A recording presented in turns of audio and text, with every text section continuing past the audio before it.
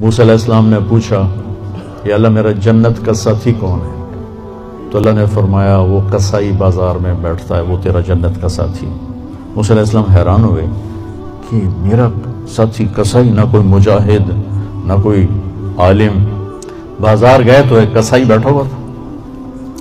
جب اس کے سودا ختم ہو گیا تو گوشت کا ٹکڑا تھیلے میں ڈال کے چل پڑا۔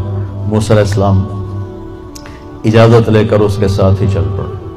وہ گھر گیا، اس نے اس کو کاٹ کے ہانڈی چڑھا دی، آٹا گوندھا، پھر آٹے کو نرم ہونے کے لیے رکھ دیا، پھر سالن تیار کیا، پھر روٹی بنائی، اس کو تھالی میں رکھا۔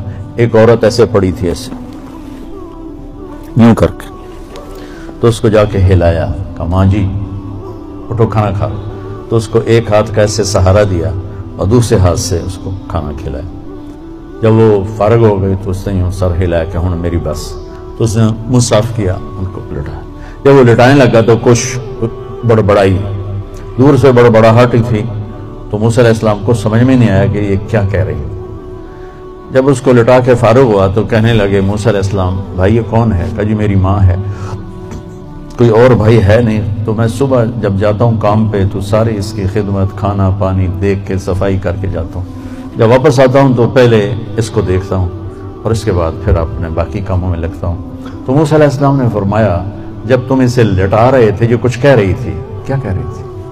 تو وہ کہنے لگا جی کیا کہنا ہے، ماں جو ہوئی تو جب بھی اس کی خدمت کرتا ہوں تو کہتی اللہ تجھے جنت میں موسیٰ کا ساتھی بنا، میں تو جی کمی کسائی ہوں، وہ اللہ کا نبی کلیم ہے، میری کیڑی اوقات ہے میں موسیٰ نال جار اللہ۔